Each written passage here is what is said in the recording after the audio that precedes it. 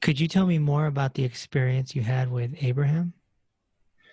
So here I am, kind of in this cliff, in a half cave. So it's a little hot during the day, overlooking the Dead Sea. And I'm starting to hear bells and sheep, like somebody's sheep herding. There are no sheep in that area, okay? There are these mini tiger type things that are there, but there's no sheep. So suddenly I'm hearing the bells, I'm hearing the sheep, the noises. And then it's at night. I have a little fire going just to keep a little warmth at night. And he appears. Now, one of the things you do, because you can see apparitions, is it real?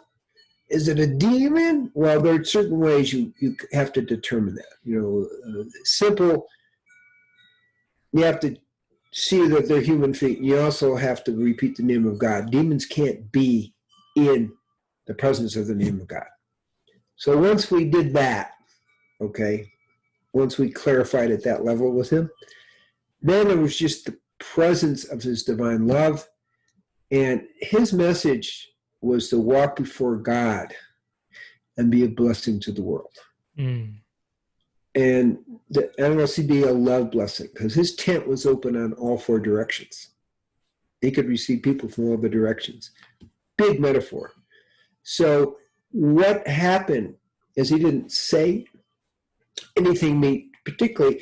He just transmitted this idea of love, because he's known as love. Okay, that's his, okay. And not just love, but to be a blessing, to walk before God as a blessing to the world. So he transmitted that energy to me. Mm. And he was there for 30, maybe a minute max. Wow. So how do you do in the presence of God, in the name of God? Is it like a prayer or? Well, like we started with the meditation, emerging heart and mind, but it's a way of living that brings holiness into every action. So if we go back a little bit, so traditionally, both in Eastern and Western traditions, we don't start with thoughts, we start with an energy. Okay, so if the energy is starting with love, which is what I got from Abraham, comes into a thought, then it comes into words, then it comes into sentences, then it comes into action. But the key is to start all that with love. The universal love, the oneness. You just heard a clip from the Inner Peace with Dr. Reese podcast. Available on Spotify, Apple Music, YouTube, and more. Subscribe today and move a step closer to liberation.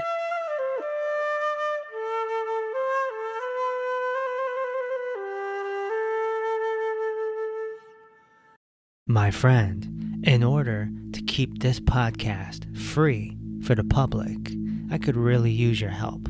I'd love for you to consider becoming a patron. In return, I'll provide you with behind-the-scene updates and bonus material. You can also support by listening to my meditations on Spotify or Apple, buying my books on Amazon or Audible, and by simply sharing my work. I appreciate you. Walk with peace.